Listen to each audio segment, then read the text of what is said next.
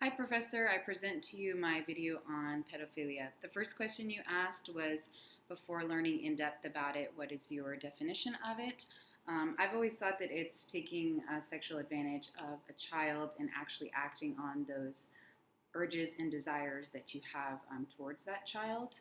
In my opinion of it, I didn't really know much about this disorder before doing further research and learning more about it. But one thing is, I've always thought that it's kind of a crazy one and that these people are a little bit sick in the head. I do believe that a lot of them have control over it. Whether they decide to act on it and seek help is a total other story. But honestly, I just don't think that there is really good excuse or reason for these people to have these, sexual, urges and desires and fantasies toward such a young child. I really think it is pretty sick. And the next question that you asked was, what do you think of this American Life segment of the therapist reaction? I think that she was quite assumptuous to tell Adam that he's wrong and that he must be mistaken.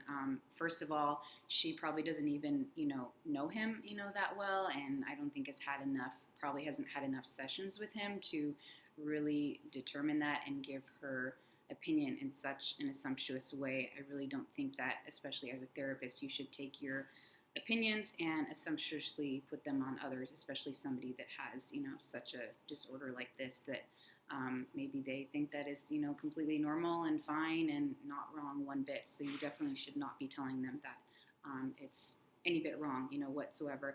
I think that a lot of people have these disorders, and maybe in some cases, if it is beyond your control and you willingly admit that you have it, it's not up to the therapist to, determine, and say that, you're wrong and, you're mistaken. I think that she should, help and support him and maybe find, ways for further research and treatment if possible and if he chooses to do so. That's definitely, I think, the number one thing that a therapist should do is be your support system, not be telling you that you're wrong and that there's something wrong with you and, misdiagnosing you, misleading you, that kind of thing. And I do not think that bringing in the man's mother would do any good. I think that it would make him feel more comfortable and shameful if that was done. And maybe, the mom doesn't even know anything about this. And therefore, I think, it would make it worse bringing her in. I think it's something that should be between, the therapist and client. And if he at some point chooses to, tell his mom, then I think that that's up to him. Not to bring her in and get her involved. I don't think that it would bring any hope and positivity to the situation. And lastly, on that question, if a person with pedophilia is trying to seek treatment and is reacted to in these ways, I definitely do not think that they're going to be likely to seek help. I think they're going to be actually less likely to go and seek the help and afraid to, speak out on their disorder. I think they'll feel uncomfortable and ashamed, and they may never even get the help that they need if they're reacted to in such a way. The next question you asked is, how does pedophilia develop? In my opinion, and from the research that I did, I think in most cases it develops from prior trauma and abuse as a child, where they were victimized and controlled in these traumatic situations and events, which can lead to them having these sexual thoughts and urges as an adolescent and or a child. I think it's kind of like a role reversal thing where these people were abused or traumatized as a child, and they were not in control of it, and maybe because it's affected them so much later on in life, and they're trying to find a way to deal with it, then they may find a child and want to victimize them and put them as the victim to somewhat gain that control back. And I think that some treatment in these cases could be psychotherapy, including CBT, online or group support groups, something of that nature. The next question you asked is, how does, after learning in depth about pedophilia, what is your definition of it? So for me, it's recurrent sexually arousing fantasies, impulsive desires or behaviors involving sexual acts with a child lasting over a period of at least 6 months. And what did I find to be most surprising? The fact that a lot of pedophiles are disproportionately likely to be at least 2 centimeters shorter than the average man, and also have a lower IQ than the average man, as well as they are 3 times likelier to be left-handed. Another surprising fact for me, I was quite shocked by, was the fact that a lot of pedophiles, can start, in as young as 16 years of age. I had no idea. In fact, I thought that a lot of them are in their 30s, 40s, 50s, and beyond. I did not know that, it could start, in your adolescence. Also,